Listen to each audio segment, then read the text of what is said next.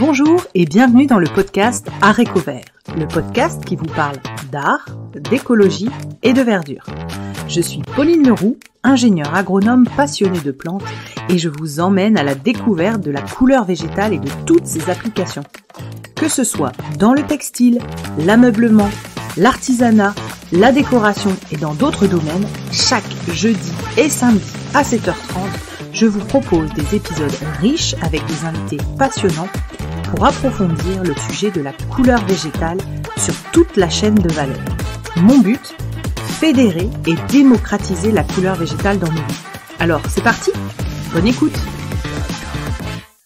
Aujourd'hui, je partage avec vous les échanges que j'ai pu avoir avec Michel Garcia durant ma formation teinture végétale en Bretagne. Je lui demande de faire l'exercice compliqué de retracer les 50 dernières années qui l'ont amené à cette passion et d'en tirer ses 3 grandes fiertés. Alors, qu'est-ce que je vais retenir de la partie recherche, si on peut dire il y a des choses qu'on fait pour des entreprises et on n'a pas trop le droit d'en parler parce que c'est la loi de l'entreprise individuelle, privée, quoi. Et puis il y a des choses qu'on invente et puis qu'on cherche pas spécialement à vendre parce qu'elles sont d'une utilité première. Alors une de mes plus grandes fiertés, c'est d'avoir mis au point des cuves d'indigo qui sont très très faciles à monter avec des ingrédients 100% écologiques et qui donnent de bons résultats. Quand j'ai communiqué pour la première fois sur les cuves écologiques, des cuves d'indigo écologiques, c'était en 1998. Dans un cahier, j'écrivais des cahiers gratuitement pour le compte de Couleur Garance, des cahiers à thème, et j'avais fait un cahier sur l'indigo. J'avais fait un inventaire de toutes les cuves organiques qui pouvaient se faire en allant chercher dans les anciens témoignages de voyageurs au Maroc et ailleurs et tout. C'est passé dans l'indifférence absolue. Personne s'en est rendu compte. Et des années après, Yoshiko Wada, qui est une personne très importante pour moi, qui m'a beaucoup aidé, dont je reparlerai, m'a proposé de faire des DVD, donc de faire des ateliers qui seraient filmés pour en faire des DVD. Et elle m'a demandé donc de présenter l'indigo de manière simple, en direct, donc en vitesse réelle. Et j'ai représenté une cuve au sucre et à la chaux que je faisais depuis longtemps, et même une cuve au henné aussi. Et là, c'est sorti au niveau mondial parce que ces DVD ont été traduits en chinois, en japonais. Et donc, du coup, il y a plein de gens qui ont réagi à ça. Il y a des intellectuels qui passaient pour des pontes dans le milieu de la couleur végétale, alors qui ont dit que non, ça valait pas grand-chose, que j'avais sûrement copié sur quelqu'un et qu'en plus c'était juste pour amuser le public des foires comme ça, mais que ça valait rien. Ça m'a valu une avalanche de lettres de gens qui se plaignaient que pourquoi j'enseignais quelque chose qui marchait pas. Et en fait, moi, j'ai pas compris sur le coup que ça soulevait une telle polémique, parce que du coup, j'ai dit, mais attendez, racontez-moi ce que vous avez fait, je vais vous aider, je vais vous expliquer, il y a sûrement un truc que vous avez mal compris. Si ça marche en petit, mais pas en grand, je dis, c'est encore plus facile en grand. Il y a une inertie thermique dans un grand pot qu'on n'a pas en petit. Et puis, du coup, ça tournait court jusqu'à temps que je découvre que donc, il y a des personnes qui avaient été mis en cause dans leur amour-propre parce que finalement, pour faire un indigo sérieux, il fallait utiliser des produits très polluants et très toxiques, l'hydrosulfide de soude, la soude caustique. Et moi, j'arrivais avec des produits biodégradables, naturels, qui se compensaient naturellement, sans polluer, etc. Mais quand même, avec les années, cette cuve a fait le tour du monde et il y a plein de gens qui font des cuves d'indigo propres. Je me souviens, j'ai fait des quantités d'animations pour les cuves au sucre avec des bananes, avec des épluchures de pommes, de poires. Je me souviens parce que tout ce qui était sucré ou à base de pectine pouvait fonctionner. Alors c'était très drôle parce que j'amenais des poires et je disais aux gens, pelez toutes les poires, on a besoin des poires, pelez les poires. Et ils pelaient bien proprement les poires et tout, et puis enlevez bien le milieu et tout. Puis je commençais à manger des poires, j'ai goûté, mais ils n'osaient pas goûter. Puis au bout d'un moment, on se bafferait des poires. Ils disaient, mais qu'est-ce qu'on va faire? Alors, il n'y a plus de poires. J'ai dit, on s'en fout des poires. Les poires, on les mange. C'est les épluchures qu'on a de valeur. Et du coup, ces cuves aux fruits et tout, elles ont eu un succès incroyable. Il y a des Africains qui se sont mis à faire des cuves avec des épluchures de fruits. Il y a plein de gens. Et finalement, ce concept qu'un réducteur pouvait être un antioxydant, c'est-à-dire que le fameux réducteur, l'hydrosulfite, n'était pas du tout indispensable. Ça, c'est une fierté que ça a été compris peu à peu. Et maintenant, en dépit des calomnies et des dénigrements dont ça a fait l'objet, et ben finalement, c'est quelque chose qui est rentré dans les mœurs à tel point que de temps en temps, j'ai un jeune qui m'envoie un petit mail en me disant je pratique la Q223, je ne sais pas si vous savez ce que c'est, j'aimerais vous demander votre opinion. Alors, c'est amusant parce que, évidemment, ces expressions de 1, 2, 3 et tout, je les ai inventées pour les besoins du DVD, pour aller vite, dans un anglais assez approximatif, donc je n'avais pas peut-être le choix d'un vocabulaire choisi, et c'était des procédés mnémotechniques pour se souvenir, et c'est devenu un mot vraiment un terme consacré, quoi. Une deuxième fierté, ça pourrait être les monobains. Donc, pouvoir teindre la laine en un seul bain, parce que la laine, c'est le plus connu dans tous les bouquins classiques, la teinture des laines, les gens ils prennent pas de risques, c'est facile, etc. Mais voilà, il y a quand même un petit problème avec la laine, c'est qu'on fait bouillir 2 heures avec le mordant, on refait bouillir 2 heures avec le colorant, etc., ou 1 heure, et c'est beaucoup d'énergie, c'est beaucoup de dépenses, de calories, etc.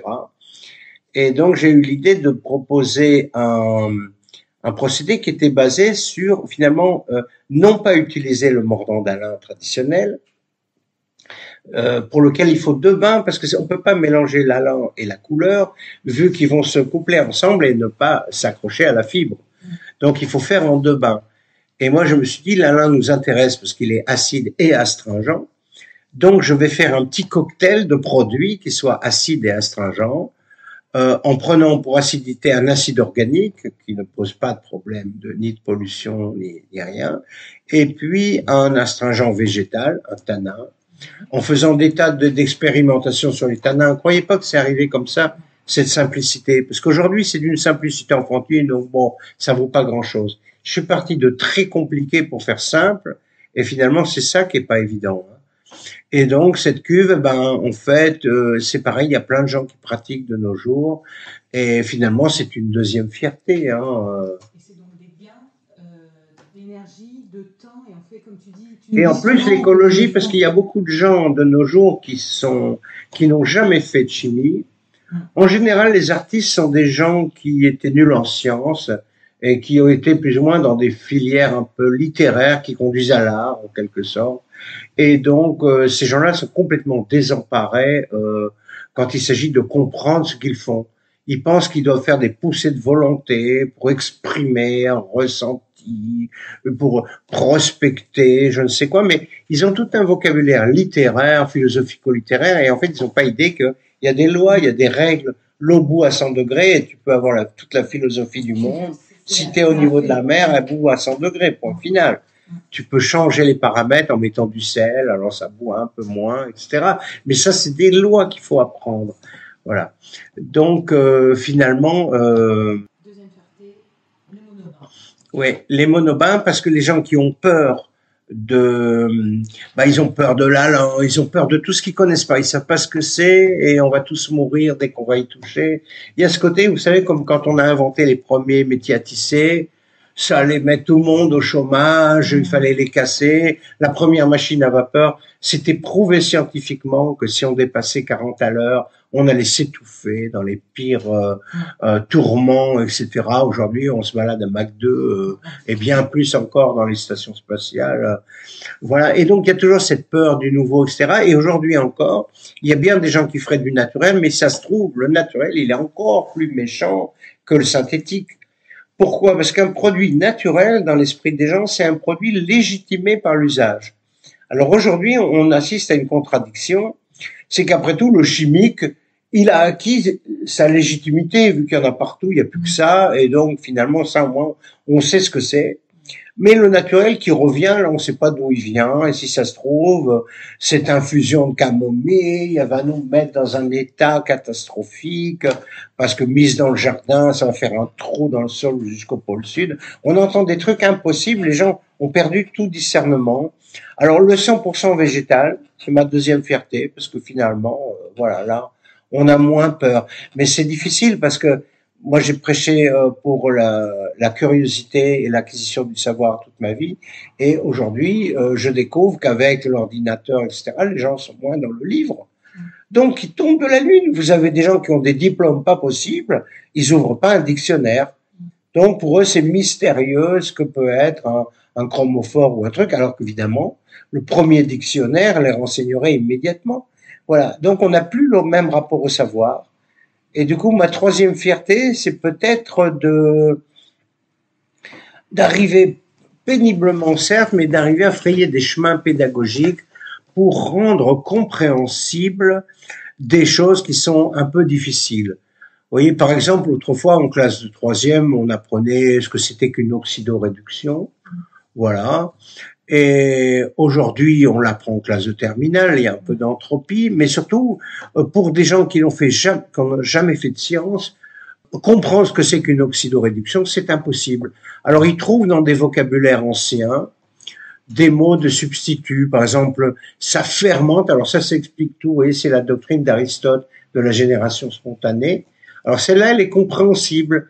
Les gens deviennent créationnistes parce que la science leur échappe, ils n'arrivent plus à comprendre, ils reviennent à des anciens systèmes, finalement, sans se rendre compte qu'il y a des anciens systèmes biblistes qui sont véhiculés par les États-Unis notamment, hein.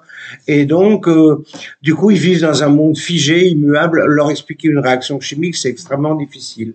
Alors, par métaphore, par approche et tout, je pense que je fraye un petit chemin d'entendement, des choses qui sont d'une simplicité enfantine et qui apparaissent être le summum de l'ésotérisme pour les gens qui vont à la couleur végétale.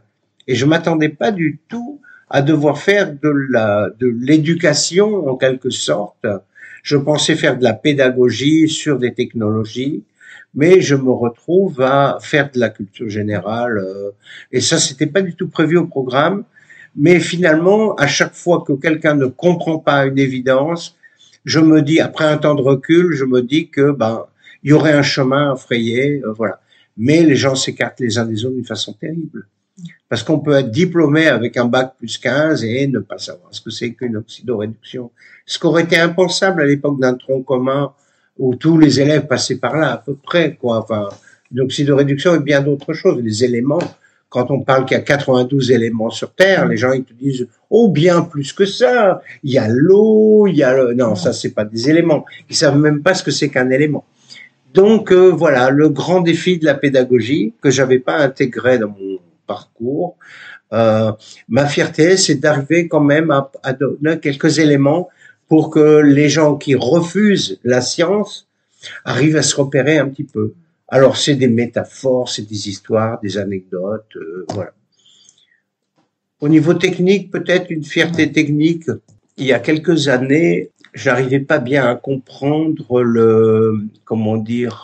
la teinture sur les fibres cellulosiques. Parce que là, au niveau de la littérature, il y a beaucoup de choses anciennes qui sont en fait sous forme de tâtonnement parce que les gens n'avaient pas les matériaux d'aujourd'hui et très vite, ils ont réussi en adoptant des matériaux nouveaux pour eux, comme des sels de chrome, des sels d'étain, des sels de plomb.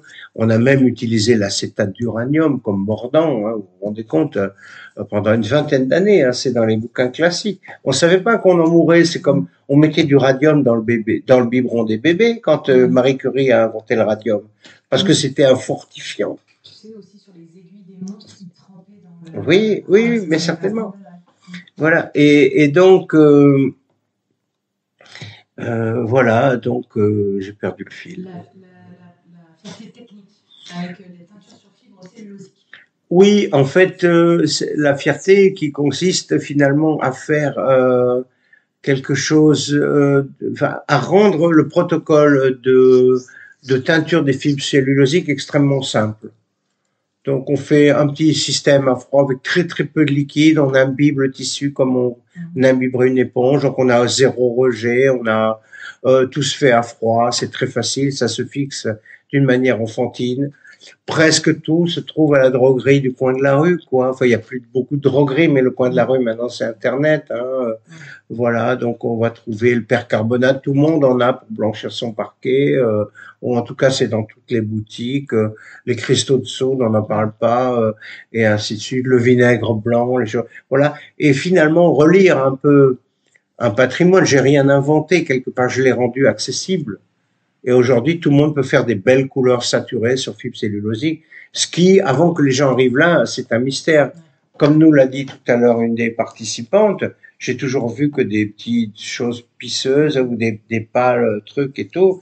Oui, et donc, en fait, c'est juste parce que on n'avait pas compris ce qu'on faisait, c'est tout. Et donc, c'est quand même une fierté de rendre la chose simple et accessible. Si je devais résumer toutes mes fiertés, j'ai le sentiment d'avoir réussi à simplifier plusieurs opérations de la teinture. Le bleu pour toutes les fibres, des procédés sur laine qui sont plus rapides, plus simples et moins coûteux en eau et en énergie, oui. Et puis faire la teinture sur coton d'une manière extrêmement simple, très peu coûteuse, très rapide. Parce que quand vous lisez les bouquins, il faut voir les trempages répétés, les trucs et tout ça. Et donc finalement, voilà, ce serait ces choses-là. Et sur les jardins, est-ce que tu as une fierté? Comment tu ressors de cette expérience du jardin de Loris, etc. Est-ce que ça reste une fierté ou est-ce que tu vas faire autrement, différemment Avec le recul du temps, j'avais été prévenu par un collègue que j'avais invité, d'ailleurs qui m'avait dit « Michel, tu fais une énorme erreur », un auteur qui a écrit des livres sur les plantes.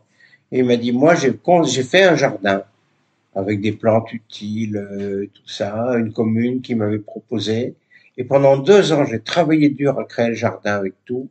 Et au bout de 2 ans, on m'a dit, bon, maintenant tu peux partir, on garde le jardin. Et il m'a dit, c'est ce qui va t'arriver, fais bien attention, parce que tu peux absolument pas avoir confiance en les politiques.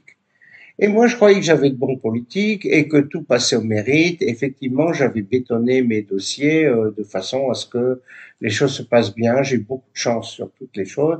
Et en fait, je ne pouvais pas imaginer qu'on me considérait comme un imbécile, un tel passionné qui ne regarde que ses choses, son truc, et qui sera prêt à toutes les concessions pour pas perdre son bébé, comme on nous disait, et toutes les humiliations et tout. Et puis, on m'a gentiment proposé d'être salarié de mon projet pour faire un peu le manard dans mon truc, abandonner mon entreprise, tout abandonner juste pour ne pas abandonner mon projet, enfin des propositions qui étaient misérables comme tout.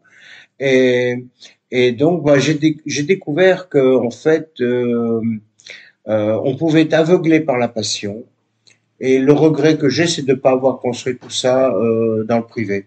Parce que j'ai passé des années à dépenser une énergie folle et tous les sous que j'avais pu gagner avec mes brevets et tout ça, pour tout offrir sur le domaine public, pour que tout le monde en profite.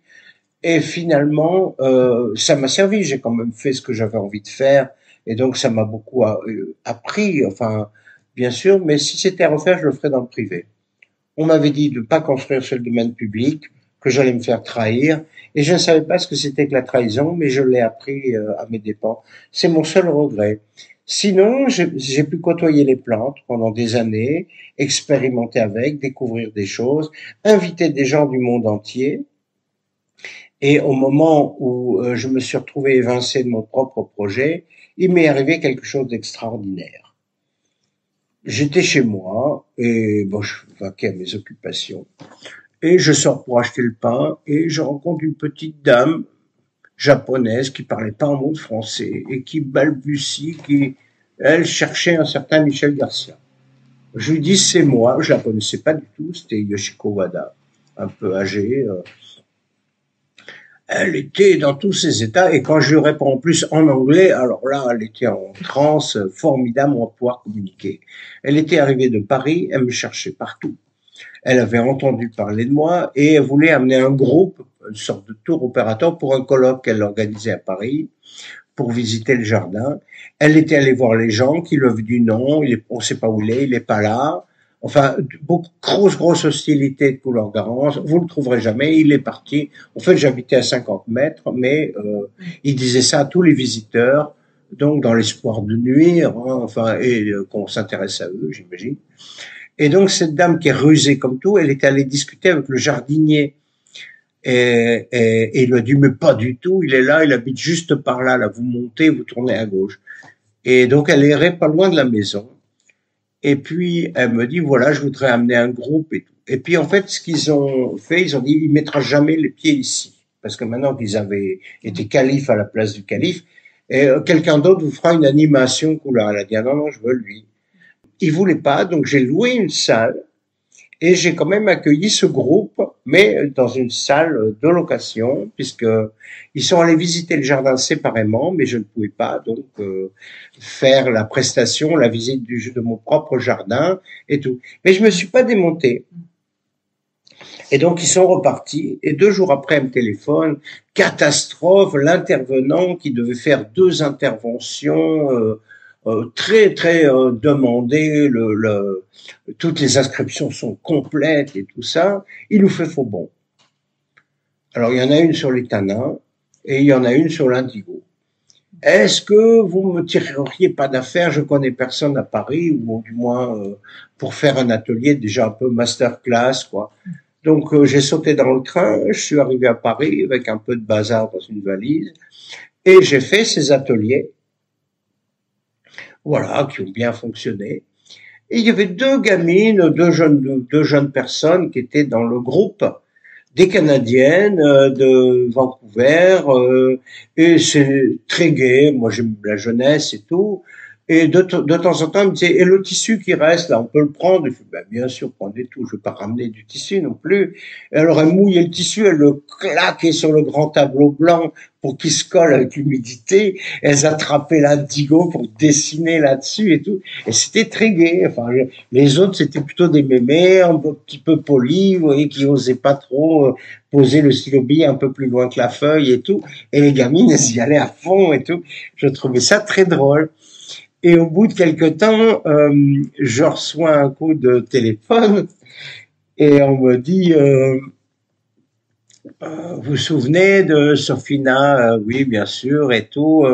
Voilà, en fait, c'est la fille de Charlotte Comte qui a créé Maewa, une très grande fondation. Enfin, c'est un commerce avec des boutiques, mais c'est aussi un centre de recherche, de formation et une fondation pour aider des initiatives. Et voilà, elle avait envoyé sa fille à ce fameux colloque, avec dans l'idée que si elle trouvait un intervenant qui se démarquait du lot, ou qui avait quelque chose de nouveau à apporter dans un milieu qui ronronne beaucoup quand même, qu'elle aurait qu'à le dire. Et alors Sophina a parlé de moi en disant, oh là là, c'était bien et tout, on a appris plein de choses. Ça ressemble absolument pas à ce que fait tout le monde, parce que je présente mes recherches perso, en fait. Donc ça ressemble pas à ce que font les autres. Après, ça devient ce que font les autres, mais au départ, c'était nouveau. Et donc, voilà, les jours passent et à un moment donné, sa mère elle me téléphone, elle me dit, voilà, on a un problème. On a une intervenante qui est malade et qui est très cotée, qui est une personne très importante, qui la pauvre depuis elle est décédée d'Alzheimer, hein, mais donc une personne très importante sur la côte ouest des États-Unis qui devait venir. Et on est très embarrassés parce que bien sûr les réservations sont pleines et tout. Et comme Sophina nous a beaucoup parlé de vous, si vous voulez venir et faire une classe de remplacement, ce serait génial. Et du coup, j'arrive et je fais ma classe et il y a un certain succès. Et beaucoup de gens disent, on voudrait bien qu'il y en ait d'autres, ça s'inscrit. Et du coup, tous les ans, j'étais invité à Vancouver pendant pas mal d'années. Donc, et puis un jour, je rencontre une dame qui me dit, ah, vous êtes Michel Garcia, c'est vous qui remplacez les intervenants quand ils sont malades. Parce que je l'avais fait une fois à Paris, et une fois, c'était ma chance, parce que du coup, Yoshiko Wada m'a dit, mais il faut tourner tout ça et faire un DVD. Et après, elle m'a dit, maintenant, il faut faire le numéro 2. On va le faire à Oaxaca, au Mexique. Et on va faire le numéro 3 et le numéro 4. Et en fait, elle m'a invité à un colloque à Hong Kong, à un colloque en Chine, à Hangzhou, et puis elle m'a invité à Oaxaca pour tourner le DVD, mais après pour faire un colloque là-bas. Et du coup, je me suis retrouvé à voyager. Et mon rêve, qui avait été d'amener le monde entier à mon jardin de Loris pour présenter le conseil et faire un centre, du coup, ça a été le contraire. J'étais exclu de mon projet, mais j'ai été invité aux quatre coins du monde. Voilà, c'est un peu comme ça que les choses se sont faites. C'est absolument surprenant parce que c'était absolument imprévisible. Hein. C'était totalement inédit. Et voilà, non, je pense que c'est encore pareil, on s'aime et on ne sait pas finalement ce qui va se passer. Dans les voyages, j'ai rien fait pour. Hein. Voilà, j'ai rencontré des gens de l'industrie qui m'ont dit que ils trouvaient bien mon approche parce que elle était originale, en fait. Elle était non conventionnelle. Donc dans le monde des cosmétiques, il y avait des recherches à faire et puis ils m'ont dit, tu sais, Michel, nous on peut s'offrir tous les ingénieurs, tous les chimistes qu'on veut. Et en fait, étant donné qu'ils savent tout, ils n'inventent rien. Parce qu'ils savent tout ce qui est faisable et du coup, ils ont tout prospecté, ils connaissent tout. Et du coup, il n'y a pas de zone d'ombre et donc il n'y a pas de lieu à éclairer, etc. Tandis que toi, tu y vas carrément, même si c'est réputé infaisable, parce que peut-être je ne savais pas que c'était réputé infaisable d'une part, et puis que ça l'était pas vraiment infaisable, ça l'était, il fallait juste changer d'angle de vue. Et donc, j'ai travaillé longtemps pour eux. Après, ils m'ont dit, on fait un colloque au Burkina Faso, alors faut aller là-bas, et ainsi de suite. Et les choses ont continué.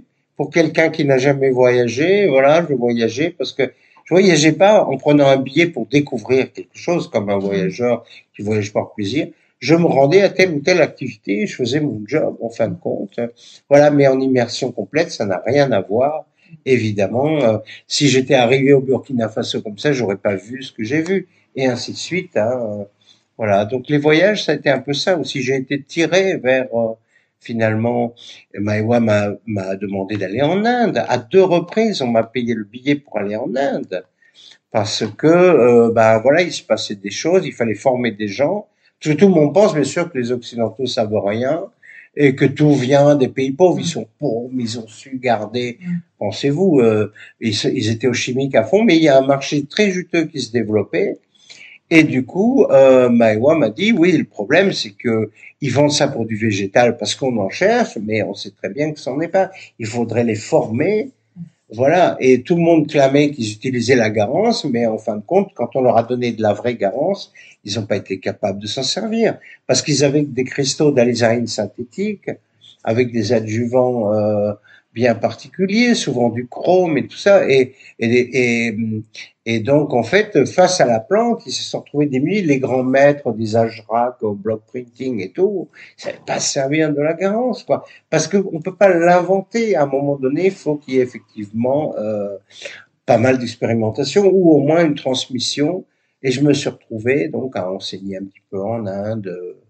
Voilà, donc un jour on m'appelle, c'est l'UNESCO, une Italienne qui travaillait à l'UNESCO qui me dit voilà, je cherche quelqu'un parce que on a découvert un site archéologique qui est classé au patrimoine de l'UNESCO à Gor El Safi en Jordanie et on cherche quelqu'un enseigner aux gens quoi comment ils pourraient faire un artisanat basé sur les ressources et notamment puisque c'est sur les anciennes ruines d'une indigoterie qui remonte au VIe siècle. Donc ce serait intéressant qu'ils reprennent une fabrication d'indigo, etc. Alors je me souviens à l'époque, ma compagne de l'époque, elle me dit ouais c'est la guerre là-bas, c'était la guerre en Syrie en fait. Hein. Pas question.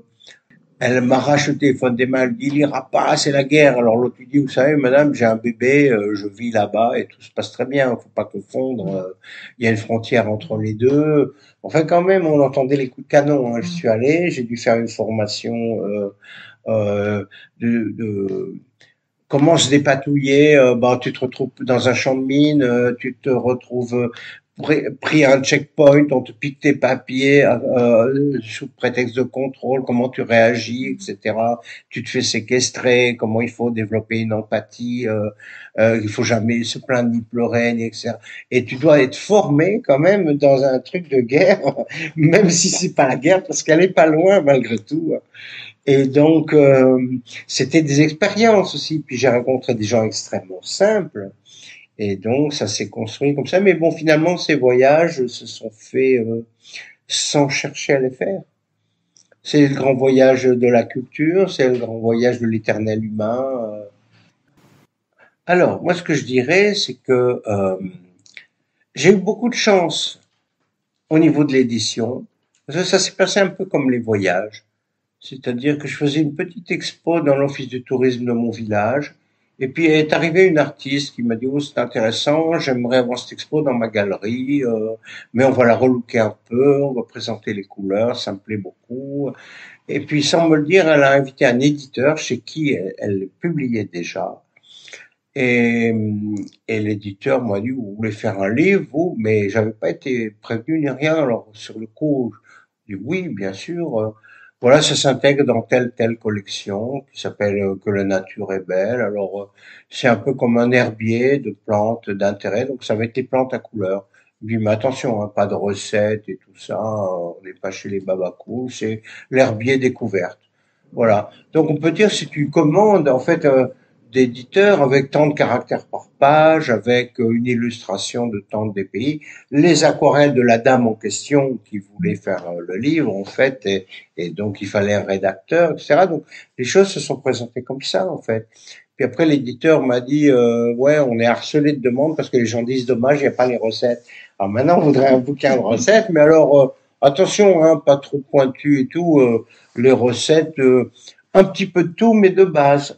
Et quand il a relu tout, il m'a dit trop compliqué, ça on l'enlève et tout. Et puis du coup, c'est un livre qui est très sympathique aux débutants parce qu'on apprend à atteindre un peu toutes les fibres, à imprimer, à dessiner sur tissu avec des mordants, à colorer la vannerie, à colorer différents supports. On apprend à recycler ses bains pour faire des lacs. C'est déjà vieux, hein.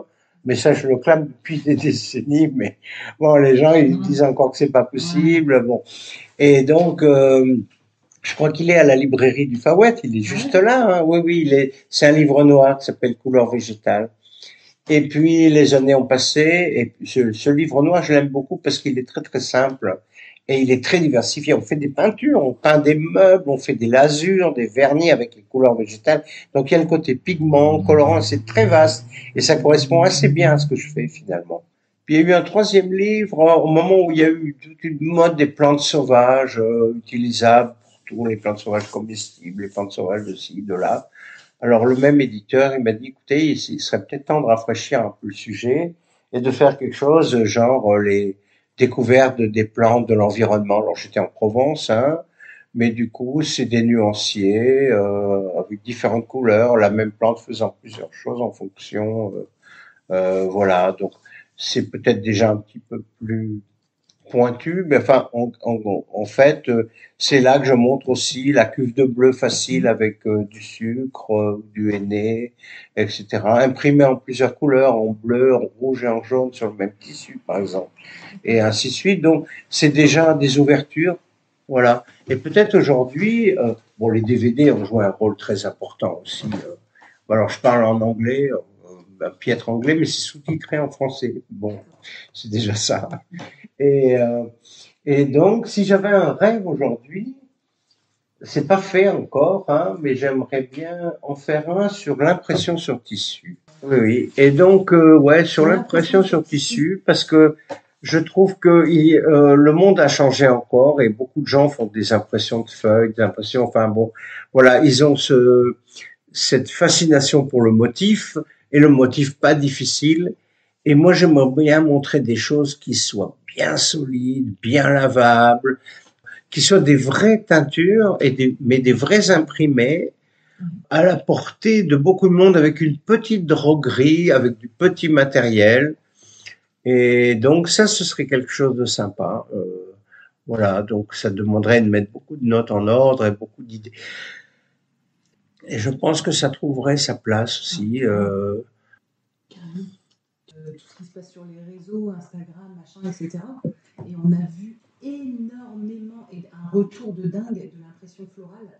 Donc ça, sauf que, comme tu l'as dit tout à l'heure en formation, des fois les impressions, tu sais, elles se, comment on dit, elles se diluent, elles sont baveuses et voilà. Oui, puis s'il y a la moindre tâche aussi de quoi c'est mort, il n'y a plus Et c'est rien. ça, Hein, et c'est il vraiment, t'explique pas vraiment si ça parce résulte qu'il y a un défaut, au dans... niveau chimie, si vous voulez, il y a un défaut de compréhension. C'est-à-dire que ce que je vais vous montrer au jardin, ce que je vous montrerai demain, comme réactif pour dépister la présence de telle ou telle molécule, c'est devenu une technique de teinture et ça n'a jamais été conçu comme ça. Et en fait, on peut faire des choses assez stables, mais en comprenant ce qu'on fait, c'est-à-dire en les mettant dans le bon ordre.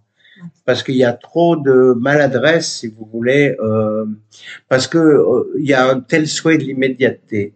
Je me souviens d'un stage que j'avais animé aux Pays-Bas, à Tilburg, il y a un atelier de teinture et une femme qui organise des stages. Et donc, euh, il y avait deux stagiaires israéliennes, donc Irit Dolman et puis une autre. Irit un peu timide et tout, l'autre un petit peu faux folle, mais elles voyageaient ensemble, qui sont sûrement beaucoup plus commodes pour traverser l'Europe. Et donc, elle me dit, voilà, moi je m'intéresse à l'écoprint, mais voilà, le problème de la solidité me concerne beaucoup et j'aimerais vraiment faire des choses stables. Et donc j'aimerais coupler votre approche, ce que j'en sais, les mordants et tout ça, avec cette histoire d'impression. Et donc je vais montrer les mordants, la stabilisation des colorants, etc., etc. Et elle a créé un style qui n'est pas l'écoprint de base, le tap-tap de feuilles et advienne que pourra, et je veux même pas savoir ce qu'il y a comme matériau là-dedans, c'est juste l'immédiateté. Mais là, du coup, elle choisit des choses et elle le fait elle le fait très bien, hein. Et donc voilà, elle a un succès énorme au niveau mondial, elle enseigne beaucoup, et je pense qu'effectivement, il y aurait un volet à rajouter aujourd'hui qui serait d'expliquer, une certaine compréhension de tout ça, même si ça passe au-dessus de la tête de quelqu'un qui veut de toute façon rien savoir, hein, ça c'est un autre problème, mais au moins qu'il y ait une trace d'explication, expliquer pourquoi, par exemple, je vous donne un exemple tout simple, on va faire une trace d'une plante à tanin qui est plus ou moins incolore et on va la tremper dans un bain de fer, alors ça va noircir. C'est très bien, mais le fer, il n'est pas du tout stabilisé, un sel de fer comme du sulfate de fer, il n'est pas sur la fibre, en fait, il est sur le colorant, mais il y a absolument aucun pontage avec la fibre. Donc, il est très, très versatile. Cette accroche, elle est extrêmement fragile, du coup. Mais s'il faisait l'inverse, qui fixait le fer sur le tissu bien comme il faut, en stabilisant bien les choses et en faisant réagir avec un tanin, là, ils auraient une belle stabilité. Voilà, mais c'est juste parce qu'on comprend pas ce qu'on fait. Donc, il y aurait beaucoup de choses à faire pour expliquer. Peut-être demain, je ferai 2, 3 petits exemples. Et tu recontacterais du coup ton éditeur des autres... C'est possible, en effet. Je suis pas prêt, je voudrais dégager du temps, c'est très difficile. Parce que quand on vieillit, on a moins d'énergie. Et donc, du coup, la vie d'artisan, elle est très dure. Pourquoi les gens, ils se disputent pour la retraite à 62, 64, 65? Moi, j'en ai bientôt 68, ça commence à tirer, hein. On n'a pas la même énergie que quand on est jeune, mais on a quand même les charges, les assurances, toutes les charges fixes, etc. Et donc, du coup, ben, c'est difficile, quoi. Donc, dégager du temps, dégager 1 mois, 2 mois, 3 mois pour faire le point, pour réfléchir, bah, c'est difficile. Pour l'instant, tout le temps que je dégage, c'est pour écrire des documents, pour faire des stages de qualité. En sachant que ces documents, il y a plein de gens qui s'en emparent. À plusieurs reprises, j'ai vu d'ailleurs l'entête découpée avec le nom de quelqu'un d'autre à la place du mien. Même pas, ils ont tapé le texte, vous voyez, c'est juste, voilà, bon. Mais en même temps, c'est toujours pareil, c'est pas parce qu'il y a un bandit qu'il faut incriminer le reste du monde, hein. Donc finalement, encore une fois, on sème et on ne sait pas ce qui va pousser. Donc Voilà. Il y aurait encore beaucoup à faire. Pour l'instant, je fais tous les stages comme si c'était le dernier. Merci Michel, merci pour ce partage et d'avoir fait l'exercice de retracer tes 3 fiertés sur ton parcours de la teinture végétale. Cela m'a donné l'idée de faire un relais de micro et d'interviewer des élèves de Michel ou des pairs, de savoir ce qu'ils sont devenus et ce qu'ils font de la teinture végétale. Je vous invite à me rejoindre sur ma page Instagram Arécovert, ARTECOVERT, pour y découvrir le nom des prochains invités. Je me permets de vous rappeler que la seule manière de soutenir ce podcast est de le noter et le commenter sur la plateforme d'écoute de votre choix. C'est ainsi qu'on arrivera à faire porter la voix de ces passionnés de la couleur végétale. Merci à tous!